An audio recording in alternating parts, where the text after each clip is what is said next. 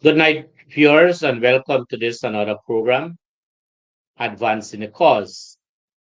This program comes to you every Wednesday night from 6:30 to 20:00 hours. The official host of this program is Honorable Coretta McDonald, AAMP, and General Secretary of the Guyana Teachers Union. Tonight, we are going to be able to deal with the topic, the truth be told. But before we get into the topic, I want to tender an apology for the absence of the official host of this program, the Honorable Coretta McDonald, who is otherwise engaged and could not have been here tonight. And therefore, I am standing in for her. My name is Dennis Jaikran, and I am going to be the host for this program tonight. So the topic, as I said early on, would be the truth be told. And so there are a number of areas in which we are going to be touching on tonight. But before we get into that, the subtopics, so to speak, let me say to all of you, our viewers, how grateful we are, how appreciative we are for you listening and watching to this program. And more particularly, at the end of each program, you allow us to receive information, suggestions, and the way forward. And so these programs are so fashioned based on things that are current and based on the feedback we get from you, the viewers. And for this, we want to say how grateful, how appreciative we are. And we ask of you as viewers to continue to share with us your kindness so that we can be able to bring to you information that is so conformed and so accurate at all times and moments as we present ourselves on this program. And so the areas in which we want to touch tonight would be, or what we want to focus on would be, a number of subtopics. We are going to deal with some education issues. We are going to deal with some health issues. We are going to deal with the lack of enforcement of state agencies to perform statutory and legal duties. We are going to touch on the Tushau's conference, payments of cash grants, public accounts committee, noise pollution, issues of land to the Essequibo Chamber of Commerce and Industry. And we are going to deal with front organizations and the Guyana Rice Board. So as we commence this program, what is most important or what is in the atmosphere, so to speak, at this time is the recent signing of an agreement between the Ministry of Education and some members of the negotiating team, and I repeat, some members of the negotiating team of the Guyana Teachers Union. Sometime today, a number of teachers met me at a particular place. And they suggested to me that what would have happened then, I want to believe, last Friday, that they are now so disappointed because they were there supporting this protest action for better wages and salaries and other benefits. And so I am expressing that level of dissatisfaction of the teachers. And since that agreement would have been signed, every day I receive calls from our teachers across this country. And mind you, I say across this country because I work here in Region 2, I work in Region 3, I work in Region 10, I was a regional education officer, I was a regional executive officer, and I was principal of 2 technical institutes. I'm giving you that not to say anything about who Dennis Jaikaran is, but I'm giving you that background to say to you that based on those circumstances that I have contact with our teachers. In addition to that, I serve also as a part-time lecturer at the Cyril Potter College of Education. So I'm giving you these details about who Dennis Jaikaran is. So when I say to you that I am receiving or we are receiving on this program Advancing the Cause, submission from teachers, from public officers, and others around, you would now confirm why is it I am receiving such an information. And so teachers across this country are very much concerned. And they are very much disappointed. And from all indications, we would have noted, and they would have noted also, that whatever they would have received or are to receive as an increase in salary for 2024, 2025, and 2026, the non-salary benefits, and I want viewers to notice, and I want our teachers who are listening to this program to know that none of the non-salary benefits that are going to be given to you would so permit or allow you to have a package that is going to be greater at the time of your retirement. Because those sums of money, whatever it is going to be, once it is not a salary, it is not going to cause you to benefit from your pension, your gratuity, first of all, your pension. And therefore, you have to know that as teachers. And so we have to be mindful. And why is it we have to be mindful? Because we want to know of the few persons who sign on that negotiating team. Maybe we want to suggest that some would have benefited from administrative appointments. Some would have received, we want to suggest, a scholarship. Some would have been promised, we want to suggest, a position higher up in the ministry, maybe as director of NSORD. Maybe we want to suggest also that some are getting contracts with the government, which is conflict of interest based on their work situation. And then we want to suggest also that some persons might have benefited from lands, maybe in the west bank of Demerara, or somewhere along the line, maybe Wales or somewhere.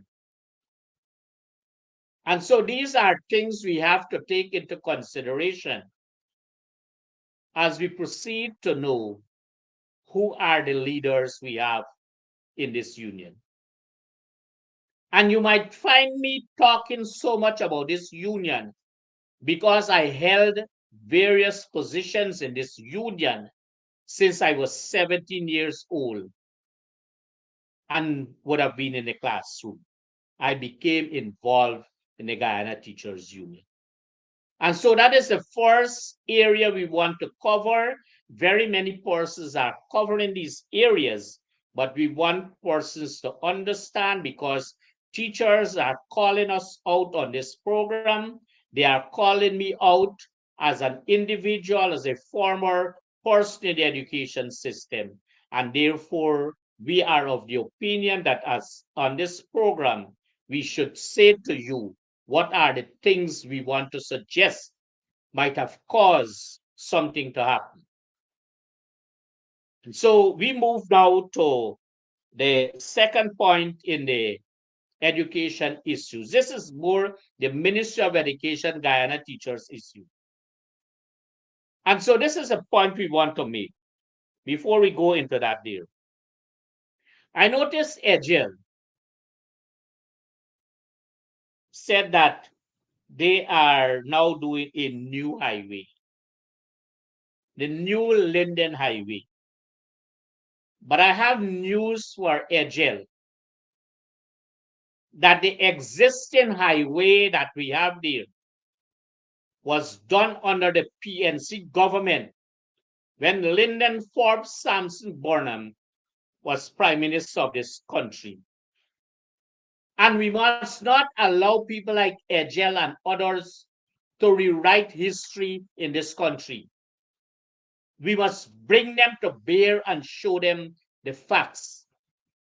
And so by no means they can erase the work of Lyndon Forbes Sampson Burnham or the work that the People's National Congress would have done during that period while in office. And so I want to make that point before I move into the presentation, so to speak. On the education issues, I want to touch very quickly on CPC. As information come to us, we ensure we give you that information. And so across the regions of this country, where CPC centers are existing, that persons are concerned, and we are expressing these concerns on this program, that they are very disappointed that AMs, meaning assistant master mistresses, without any level of qualification, without any level of experience in administration, are taken and are dumped and forced as heads of center across the centers of this region. And that is very disappointing because you are not getting the desired results from teacher training in this country. And I'm going to come at the CXC results and this whole myth about it, which says that persons must drop subjects, remove a language from the timetable, and give more to maths. That is not the solution. Persons who have not been in the classroom, persons who have not managed education system would not know. And so we are going to allow them to know tonight. So the other point that the persons make and the teachers in training or the teacher trainees are very much concerned about the way in which the persons who are employed as part-time lecturers at these centers, the way in which they are putting over themselves. They are not clear, they are not precise, they are not to the point, and it gives the teacher trainee a hardship in understanding, in navigating their educational path. And therefore, those persons who would have been considered for part-time lecturers without any, let me make it clear and straight, without any public advertisement, were pinpointed, were pitchforked, and are there and not doing justice to the system. And therefore, we have to take note because teacher training is an important aspect in the education system. And when we speak about teachers training, we want to speak about quality training. And that is important. Not the number of centers you have or the number of students you graduate each year from CPCE. It is the quality. And note well that we are not placing any blame on the teachers in training or the teachers who would have graduated from CPC. We are saying that the lame system that they would have been placing at teachers training college is caused them not to benefit from a full package of training that is supposed to be given to them. And therefore, there is need and there's cause of concern in this very situation. Early on one of these programs, I said to you that we have to be on the lookout for a situation.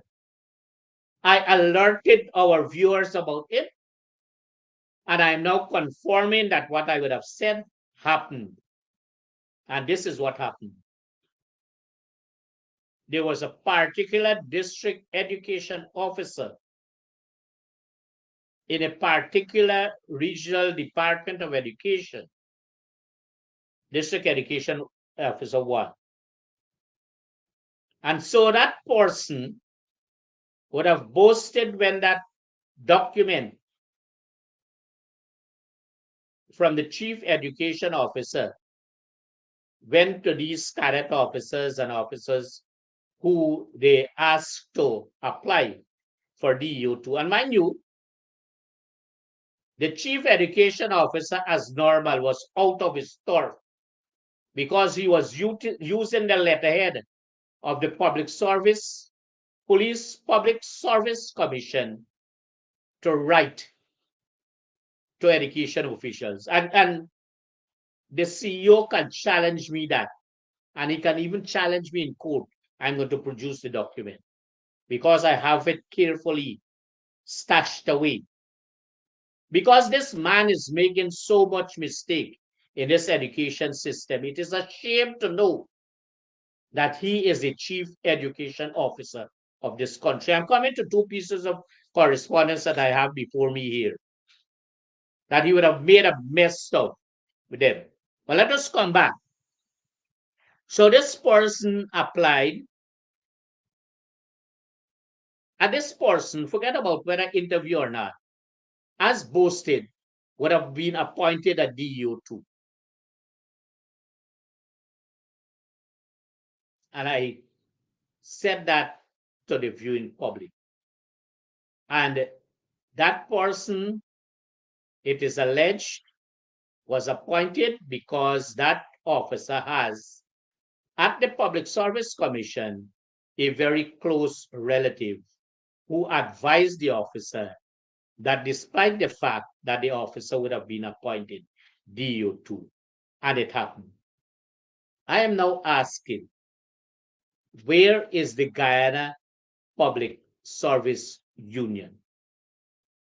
And I'm asking this question about the Guyana Public Service Union because during the entire fiasco or the 75 days of protest by the teachers, our teachers, was there a word of solidarity said or granted by the Public Service Union to our teachers? And I recall that some years ago rather, that an individual was appointed as an administrator of a certain hospital in this country. And a goodly lady from the Public Service Union ensured that she made it her duty to cause this person to be stripped from his job. But she did that person well because he's out of the country and he's now managing a massive business. And so sometimes when things happen, It is not for the disappointment of it, but for the progress that you would make thereafter. So I brought that to your attention early on. It happened now, and I want to see what is going to happen because persons would have been affected. CXC results 2024. As normal, the Ministry of Education, without them understanding what measurement and evaluation is all about, proceed to celebrate the 3 or 4% of the students who would have matriculated at CSEC in any year. And so they are telling the 95, 96% of those students who would have wrote CSEC that they have to find their way and nobody is going to celebrate them or nobody is going to celebrate with them. And so at this stage, this program takes this opportunity to extend and express our congratulations and best wishes to all the students who wrote CSEC 2024. And we are not singling out high flyers and those low achievers. We are congratulating all the students. And by extension, we are congratulating all our head teachers, our teachers at secondary, primary, and nursery level for ensuring that they cause our students this year who would have written CSEC to have advanced in certain areas. And we want again to congratulate them.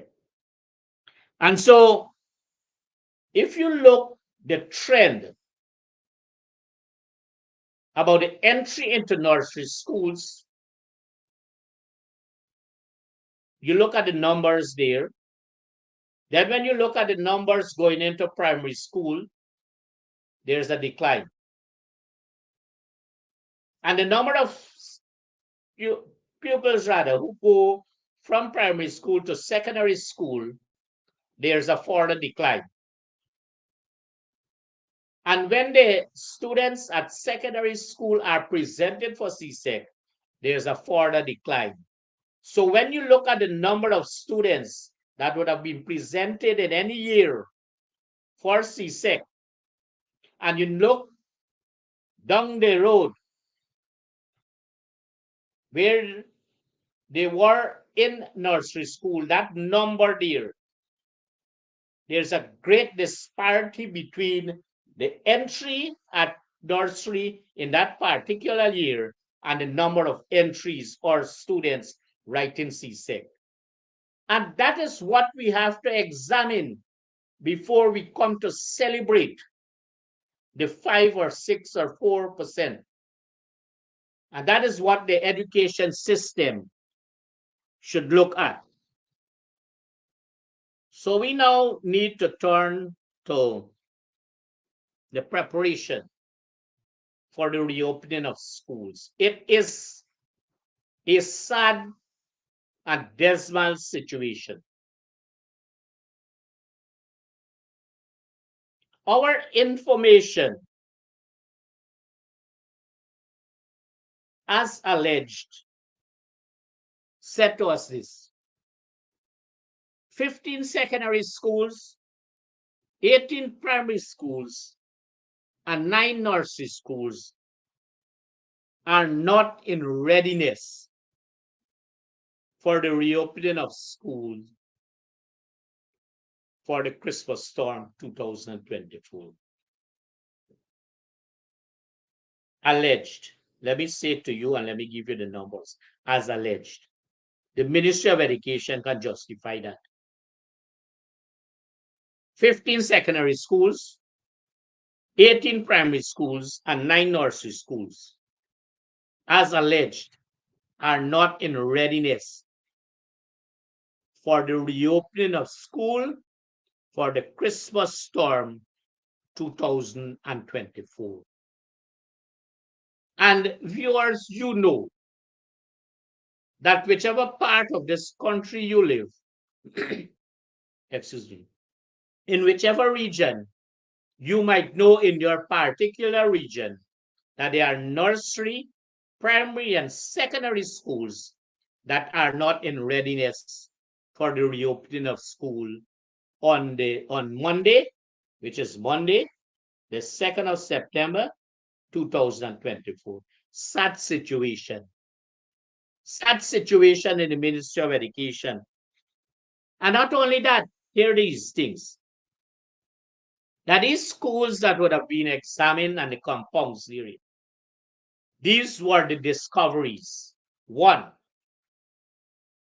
that many of these schools have very poor sanitary facilities to be fixed. Bushes and high grasses are in some school compounds.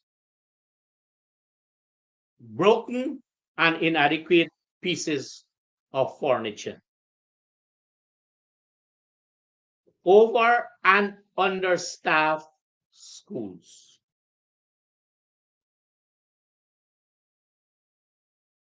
We were advised, and we very well believe that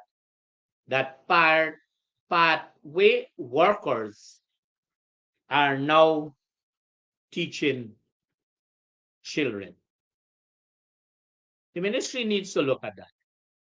We are saying to you what information we would have received.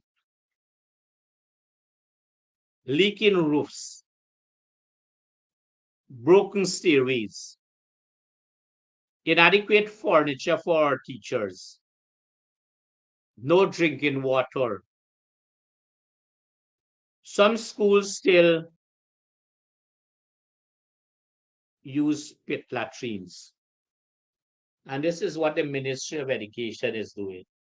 They are now doing a survey to determine how many schools in this country are still using pit latrines. Shameful, disgraceful as a Ministry of Education. Now they are doing a survey to determine how many schools are using pit latrines. And so the viewers, you have to understand that the subject, the topic we are talking about, the truth be told. And that is what we are doing here. We are telling you the truth. We are giving you the facts. And where chances are, we give you the figures. An issue of non-payment of teachers and head teachers for traveling to seminars, workshops, and for our head teachers to be able to travel from their school to the Department of Education. In whichever region they live, they have a timetable to say what time they must go to the department to submit records. And so once that is the request by the Department of Education, the head teachers and the teachers must be paid for that particular activity or event. And we are advised that when teachers and head teachers attend seminars and workshops and head teachers meetings, or when head teachers leave their school and they go to the department to hand in their monthly reports or other reports or important documents when called upon, they are not immediately given their return passage, so to speak. This is a disgraceful and unwarranted situation. And I say this to say to you that every year at a particular time, there is the preparation of the work program, budget, the estimate, so to speak. And then that goes through a number of processes. And then there is an appropriation bill. And that gives rise to what amount of money would be received by any department, whether administration, agriculture, health, public works, education. And so those are the 5 programs that operate in any region.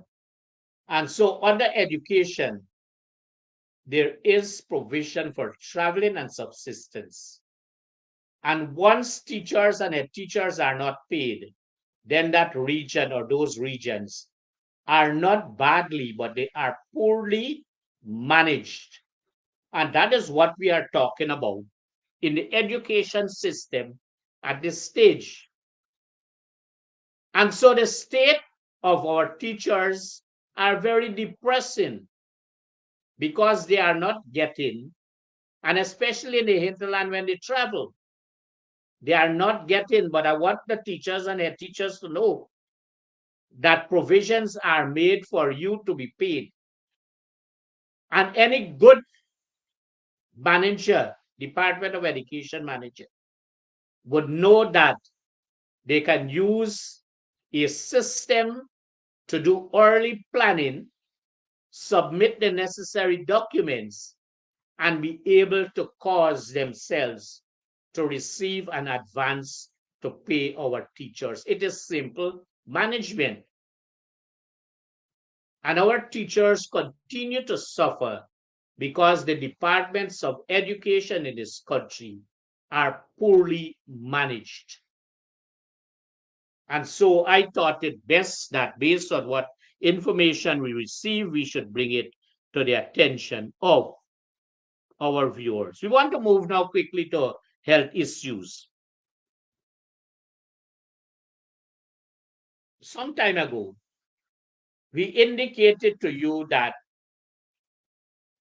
despite the fact that in a particular region, you have adequate transportation facilities, more particularly the health department, more than adequate, so to speak.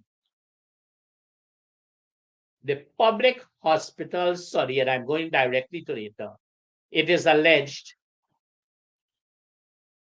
is hiring a minibus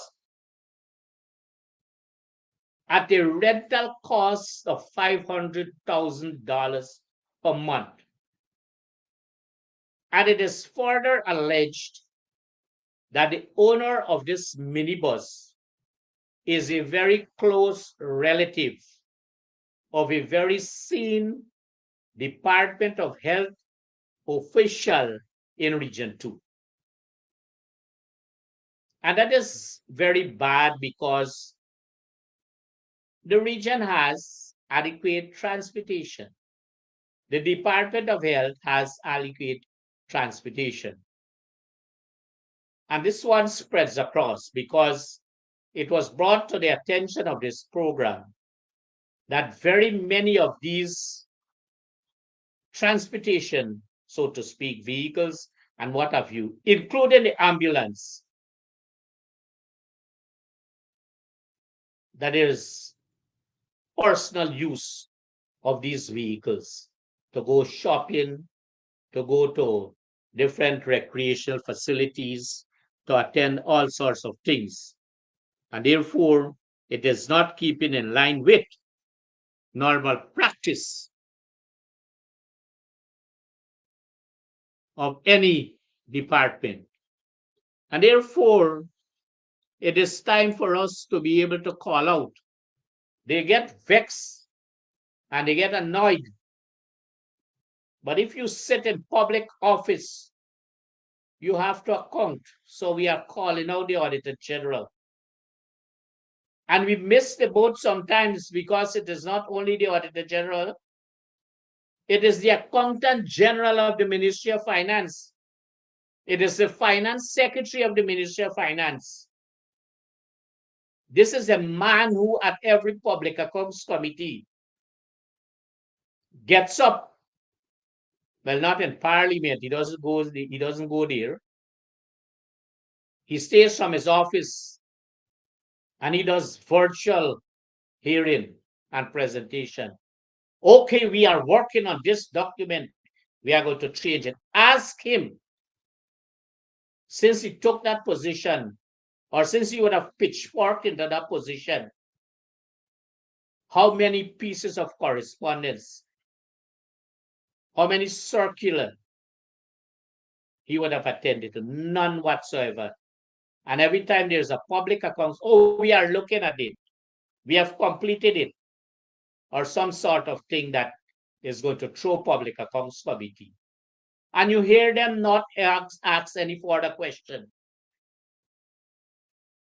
And these things are not going to do good for this country, so to speak. And so, as it relates to that, it is reported again, allegedly, that there is shortage of drugs and medical supplies in our health facilities across this country, alleged and as reported in some cases. And so it is time for the Ministry of Health, the various departments of health, to say to the public if this is true and why it is so. Because these are all things that would have been alleged, and therefore we have to be able to bring it to the attention of the public. So we again ask the Auditor General and the Accountant General to be able to look at this. Without turning our attention to, and this is a repeating situation that we are going to deal with, lack of enforcement state agencies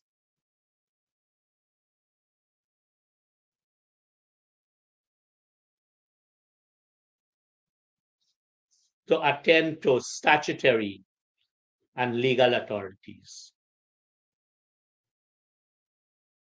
Over and over on this program, we would have been asked to advise of the operation of an illegal and unauthorized workshop in a residential area. And there is continuous letter writing to 5 agencies that I'm going to list just now.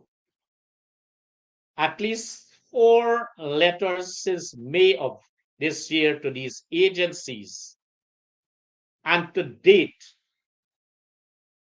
apart from the Guyana Power and Light and the NIS with 2 half-hearted response, not even credible to believe that anything is going to happen. No response from the Ministry of Labor, no response from GRA, no response from the Environmental Protection Agency.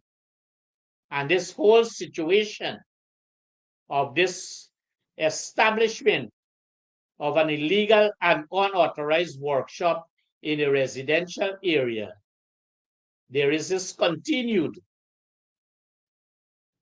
noise, dust, and chemical pollution. And as I said, that until and unless something would have happened, then one of these agencies would then be reactive in this situation. And so let us go through and see what is happening. Let us start with NIS. Once you are in an employed, whether self or with any agency or person, you have to honor NIS obligations. This is not happening. You have to honor GRA obligations. And this is not happening. As it relates to the Ministry of Labor, they are tolerating the situation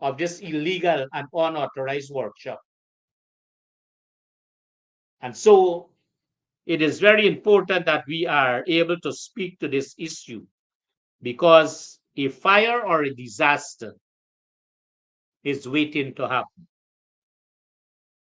I now want to turn our attention to the Tushau's conference. Sometime last week, the Tushau held its annual conference.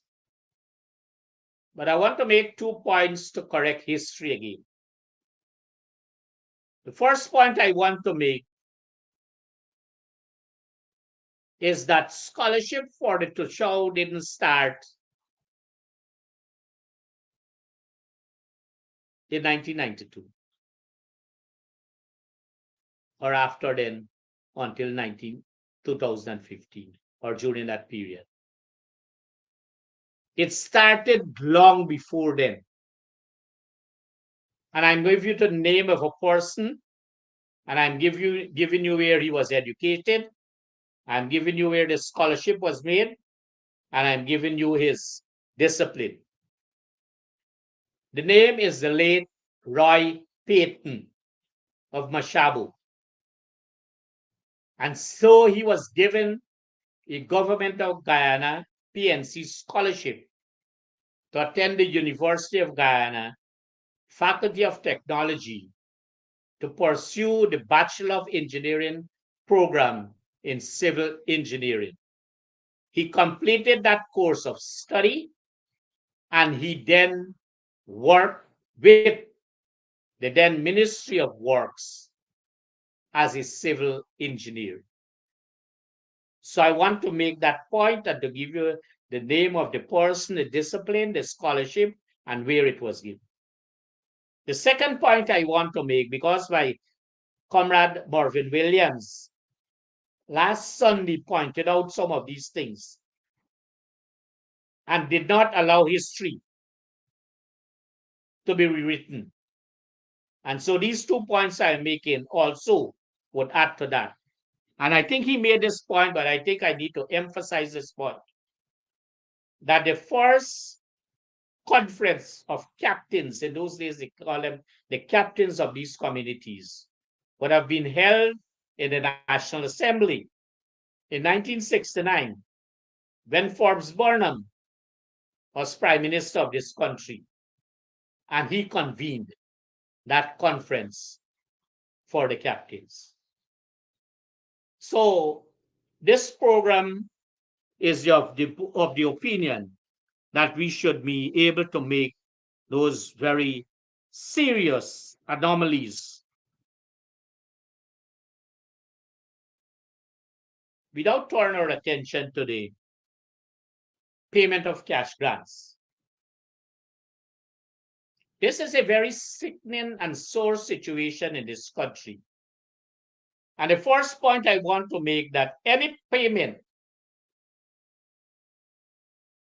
that is made by this government, it is not a Government of Guyana money. It is not PPP money. It is our money. It is taxpayers' money. It is state money. But it is very discriminate in the way it is being distributed. And to give you an example, we were advised, and it is alleged, that some 2 weeks ago, that in various parts of this country, and in very many cases, they would have pointed to the chairpersons of some of these NDCs, convened special meetings. And it is alleged that they were asking people to sign for, allegedly, so you can't take me to court to say I say this, I'm saying allegedly, said they were asked to sign for $100,000, but they are not going to receive now. They are going to receive it later. And it is alleged that in one of these NDCs, the chairperson, I want to believe, I don't recall, as alleged, some time ago prepared a check in his name for over $100,000. And because he was a signatory to the checking account of that particular NDC, he asked another person who would have been a signatory, as alleged, to sign it, and he withdrew, or he encashed, so to speak, that check to his advantage. It is alleged, but we want to bring it to the attention. And why we are bringing it and we are making the point of cash grants, because it is alleged that it is an NDC chairman who did this. And because it was some of the NDC chairpersons, as alleged, that call these meetings, that is why we are making mention of it on this program. And then we are told, and it is also alleged, that in some cases, in one home, or in very many homes, let me put it this way, while some homes no person received, in some homes, the grandfather, the grandmother, the mother, the father, all the children in the home, all the grandchildren in the home, all the pets in the home, because all the pets had need, they received grants, allegedly. There's another home where the mother received, where the father received, where the son, who is allegedly a policeman, received, the daughter received, allegedly, the in-laws received, the grandchildren received, all allegedly, and they are all working with the government. Is this not, as alleged, a discriminatory act and a condign act as it relates to the spending of state funds, the people's money? And so this program would have been told about these things, and we were asked in a very special way to speak about it on this program. Public Accounts Committee. Just before Parliament went into recess some 2-3 weeks ago, there was this sitting of the Public Accounts Committee. And Region 3, I'm pointing to the region because I served as REO for 4 years in that region. And they were examining the 2019 report.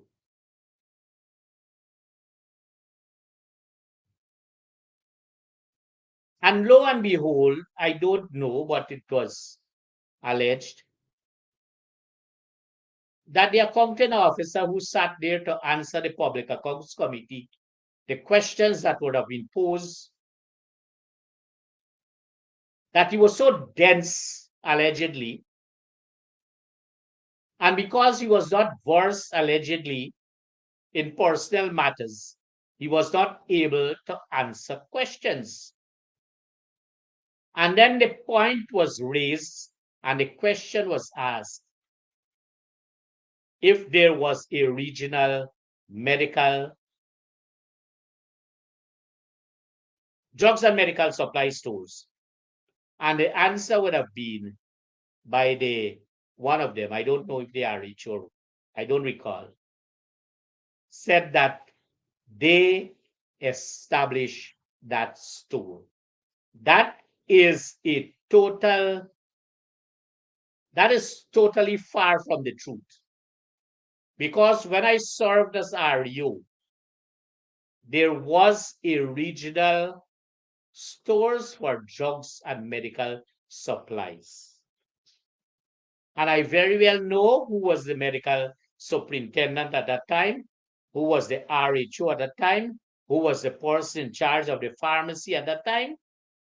I might not recall their names now, but I think I know, but I don't recall their names.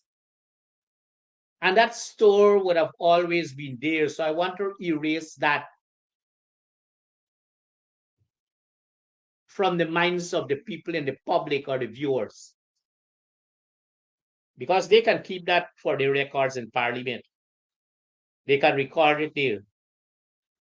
But that is a falsity, so to speak. But I know the truth.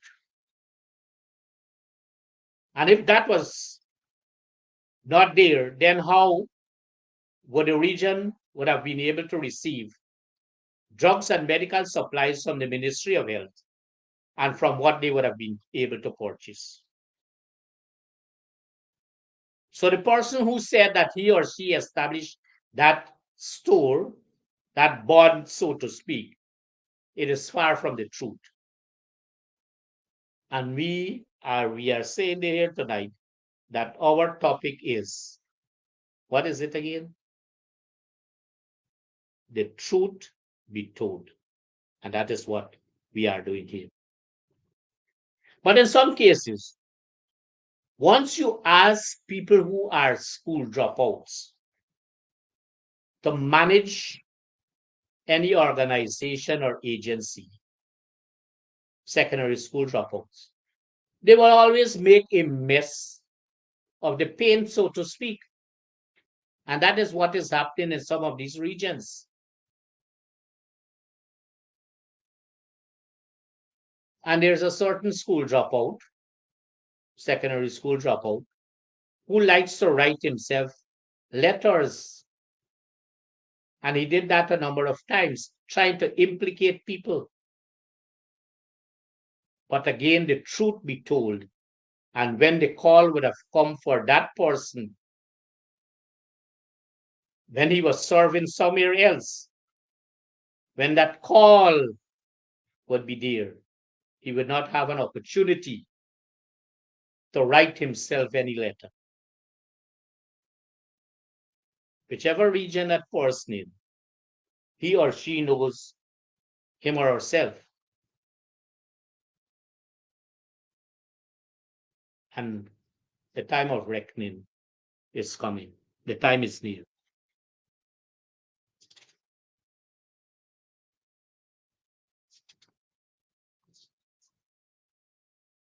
Another noise pollution has brought to our attention. There's a so-called businessman, and I'm calling out here the commandant of Region 2, and I'm calling out the commissioner of police. What's his name? His name is not that important, so I don't recall his name, but the commissioner of police, whether he's acting or performing the duties or what. And the commandant, I don't know his name, I never seen him in this region. But it is becoming disgusting. And that is why the people are reporting these things.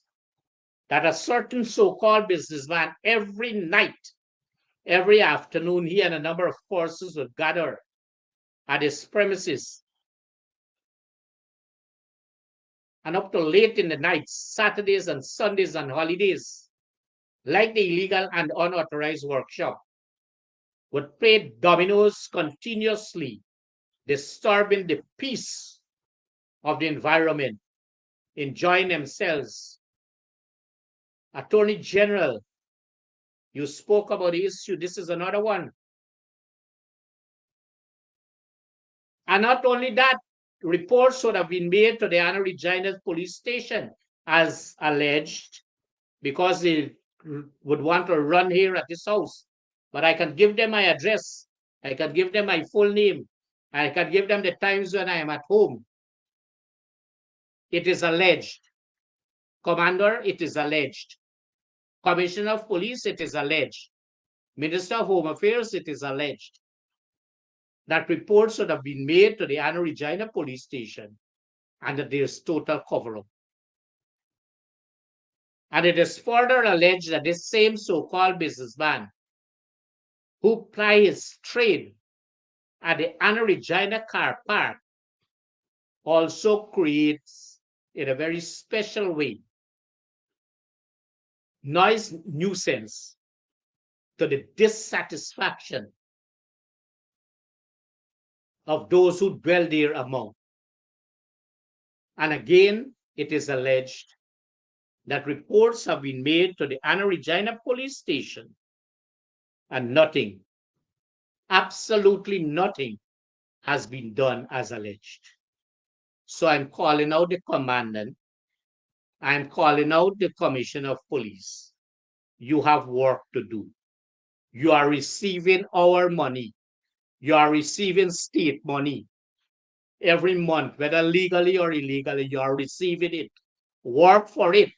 Don't stretch your hand and collect money that you do not work receiving. Work for it. And when you spend it, you are going to enjoy it. I now want to turn to the issue of the issuance of land to the Essequibo Chamber of Commerce and Industry. Let me give you the background.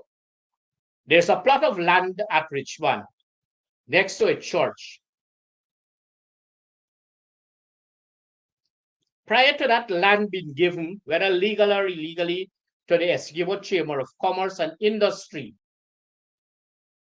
that land was donated to the then Three Friends Walton Hall District Council by Lyndon Forbes Sampson Burnham to construct a nursery school. And that construction of the nursery school was done. And the name of that school was LFS Burnham Nursery School. Am I getting over the point, viewers? But that nursery school would have been removed from its original location and placed or constructed at the back of the same village, Richmond Village. And so when that was removed, they also removed unceremoniously, illegally, and unconstitutionally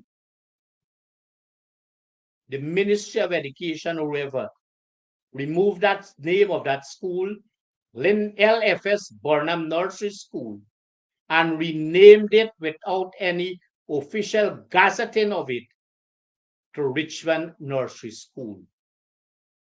So you are now destroying the legacies of Lyndon Forbes Sampson Burnham, as he would have donated that land to the then Three Friends Walton Hall District Council for the construction of a nursery school.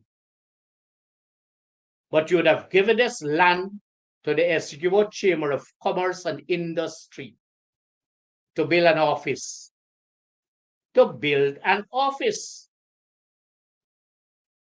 And whereas you have very many poor people need some plot of land, you have the church that could have used that land and develop it for its parking area. But that is another story for the church.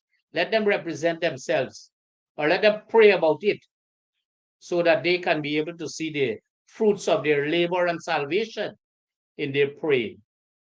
And so I need to, because it could have been brought to our attention, and I thought it best that we should be able to bring it. Front organization. In the 2020 elections, a number of front organizations, small parties, pushed their heads up, so to speak, registered as political parties,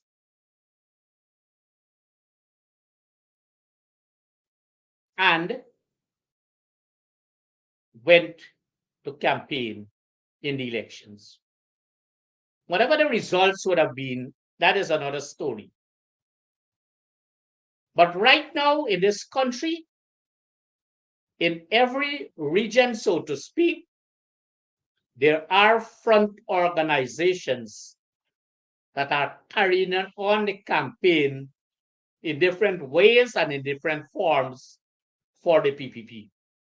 One such organization as allegedly said to us, is the, um, let me see what name they would have given, the Lions Club.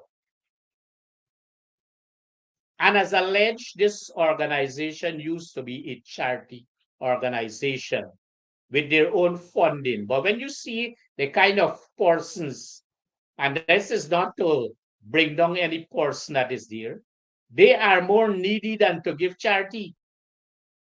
They are in the charity seat, but they are not there for charity.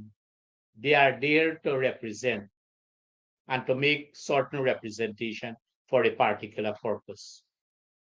Mind you, it is alleged that some of these persons who are employed by the state to perform state duties, important duties on a daily basis, find themselves using the resources of the state to go and perform duties in different parts of different regions for them fulfilling their goals and objectives as was told to them.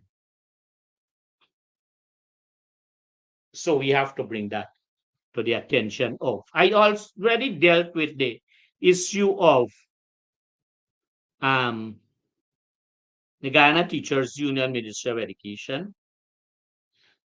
On Sunday of this week, the 1st rather, of September, at 10 hours, the Guyana Public Service Credit Union, Cooperative Credit Union, would hold its annual general meeting, and I thought it fit that as a concerned citizen, I should make that known and ask that you support, and if you are a member, to be part of an engagement that is going to be worthwhile. Henrietta Pump Station, another point. This program was told, and it is alleged, that a private citizen is now converting the Henrietta Pump Station into a private residence or into a residential location. If that is the situation, then Sheikh Baksh, as normal, is wasting time. And all he is fit to do is to give people in Georgetown and elsewhere brown water. I call out Sheikh Baksh, the CEO of GWI, whatever you call it, GIW, GWI, or what have you, for the people responsible or the agency responsible for water, to address the issue as raised, because it might very well be one of their friends and family and favorites. So I bring it to the attention of them here. Advances. And here I'm calling out the Auditor General, the Accountant General, and the Finance Secretary. You don't hear about this in the Auditor General's report any longer. And maybe because they would have recognized that all these outstanding advances in different regions and ministries are owed by their friends, their families, and their cronies. And as such, there might be an advice suggestively to the Auditor General, to the Accountant General, and to the Finance Secretary not to look into that direction. But whatever advances are there, those advances are the money of the people of this country. It is state money, and it ought to be properly accounted for. We are told, and it is alleged, that there are billion-dollar programs in Region 3, and it is further alleged that none of these programs or projects can be seen or heard of. And here again, since the Auditor General and all his officers were so proactive during 2015, 2020, that they should be so proactive. And based on these allegations as put, that they can find out about all these billion-dollar projects that cannot be found allegedly in Region 3, and who are the persons allegedly involved, and who are constructing homes for billions of dollars. These are the things the Auditor General. Oh, maybe I missed this point. Where is the Integrity Commission? They were so busy, left, right, and center every day. Those of us who were in public office, they were busy, 6, 7 returns for the same year. They were so busy that they didn't even remember they sent one, and they sent 6 others after. They wanted to know so many things. How many times you went to the toilet for a day? What is it you defecated on that particular day? What is it you are doing in your home? All sorts of things they asked you on that form. Check the form. I know they might change it now. But I can't find my form, so that if you ask me, I can't find the form so that I can't verify it. But I'm making a point that they were busy then. They must become proactive and busy now. Same thing for the Ethics Relations Commission. They were busy then, waiting for who would call which name. These are things that are happening where the truth must be told. And that is why this program is coming to you every Wednesday night from 6:30 to 8 o'clock. And from all the feedbacks we would have been having, that we are told, and we very well believe that this program has a very, very effective way in touching the lives of persons. And I want to quickly, in closing, touch on 2 real ridiculous circular as sent out by this fellow you call Saddam Hussein, Chief Education Officer.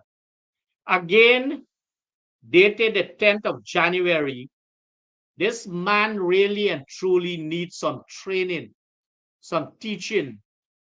And I want to suggest that I can do a seminar or workshop for these persons, the CEO and all his officers, all his redo, including his human resource manager, to sit with them and to work with them and to bring them up to scratch. What is it is required in the public service? How is it they are going to construct pieces of correspondence, especially a memo? But I've been bringing this to the attention of the viewers, and maybe he is listening because they were listening to this program when they took action about the school board secretariat. And mind you, right now, the exams division, they would have sent a DO1 to become senior education officer. And they have a deputy chief education officer. And they are trying to put in a boat to sail away some person. I don't recall the name and the position of that person, trying to sink that person because of the mess. You know, as it is, National Grade 6 results are still not yet concluded properly. It is alleged. And it is alleged that they are trying to throw some person that would have been there years and years ago under the bus because that person did not make the mistake. But somebody who they would have sent, or persons they sent or later would have done that. But let me come to the thing there. The circular says the opening of and closing of schools. I want to make 2 points. One is that this gentleman still doesn't understand how is it to write a circular. I'm not going to deal with that. Or a memo. And then once you are putting the opening and closing of school, there is a difference between the academic year and the calendar year. If you do the academic year, you are going to give guidance. If you do the calendar year, you are defeating the purpose. And this is what he would have done to this particular memo. And the second memo is that they are trying to increase the number of at the regional inventory, meaning the number of education officers and other officers. That is not going to solve the problem because they are already spending billions of dollars in the education system and they are not getting the required output because the input is so poor and the spending is so, well, I had wanted to say wisely, but unwisely done, that it is not meeting to the real concept of the delivery of education at any level. And so while you are increasing the number of officers, you are not doing justice. You are creating room for the employment of more persons that are being positioned in redundant cases. And it is simple. Like it says here, that you have District Education Officer 1 and District Education Officer 2. I'm reading for a particular region. It says one Regional Education Officer, one District Education Officer 2, two District Education Officer 1. Right? One is for literacy and one is for special education needs. What is the difference between a DO1 and DO2? They are doing the same work. They are doing the same work. But I guess these persons don't understand what is the difference between. They also have a DO for nursery, primary, secondary, and TVET. The DO1 and DO2 is the same. So again, there is duplication of duties, and this gentleman doesn't know. And this circular has had to be guided by persons who are known for misguiding persons in human resource aspect and misguiding them in every aspect of personal matters. And that is what is happening in the education system. And so as I close, at this stage, I want to, on behalf of this program, to express to the immediate family members and relatives and friends of the late Genevieve Whitehead our sincere sympathy on the passing of a very great woman, a mother, a leader, an educator, a person of integrity, a person who would have had many challenges while serving as acting CEO and would have never been confirmed because of discriminatory acts. She's gone. She's no more. But her memories, her legacies live on for those of us who were fortunate to work with her, to receive, to have, and to hold the level of her leadership.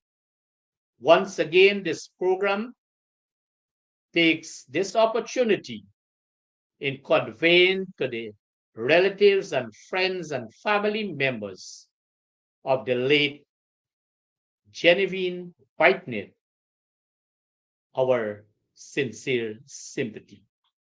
May God allow you to take it in good faith, and may his soul, her soul, rest in eternal peace. Viewers, I want to thank you very much for the time you would have spent with us tonight, and we look forward for your feedback. We look forward for your continued guidance, submission of information, and we want to ask of you to continue to look at this program every Wednesday night from 18:30 hours to 20 hours. Good night. Have a good and blessed night. Thank you very much.